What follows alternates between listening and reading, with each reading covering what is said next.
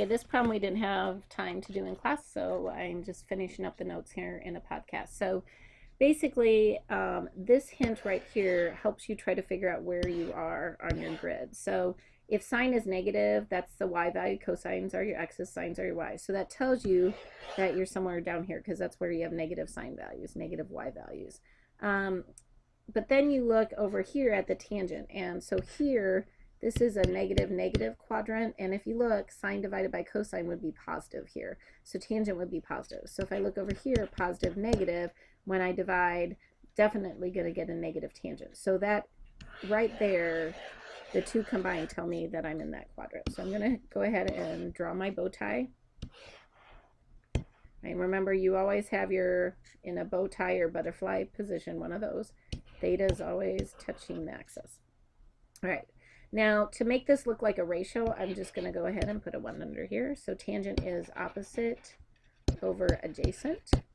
All right, so opposite would be, opposite from my angle here is a -4. And adjacent is 1.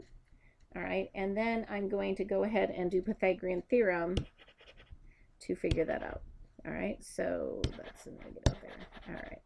Okay, so I have 1 squared plus a -4 squared is still 16 equals c squared. I get 17 equals c squared, so I get the square root of 17. All right, so right here you can see that value, and that value. All right, so now we're going to actually solve these, and because I know the triangles, so now I can find my 6 trig ratios. So I have sine of theta, cosine of theta, tangent of theta, which obviously they already told me. All right, so let's do the other one. So sine is opposite over hypotenuse. Again, we have to rationalize the denominator, so multiply top and bottom, get a -4 radical 17 over 17, and that does not reduce. All right, let's look at cosine. So ca toa, so it's adjacent over hypotenuse.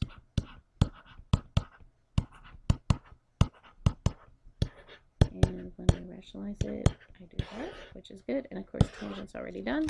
So now I'm going to go over here and do the reciprocals. So cosecant, secant, and cotangent.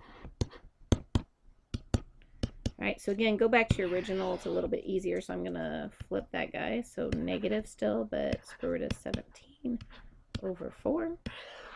And then I'm going to flip, again, my original. So that would just be square root of 17.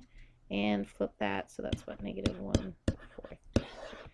All right, and so then one good idea is to check your signs. Now, again, I kind of use vectors here, so I put the negative with, but if you leave the negative off, then you're really going to have to check. So if you look at this quadrant, this is what, a positive, negative quadrant. So makes sense that my sine's negative, that's good. Cosine should be positive, that's good. Tangent should be negative, that's good. And then of course over here, if you flip or reciprocate a negative, it's still negative, still positive, and still negative. So I feel good about my answer.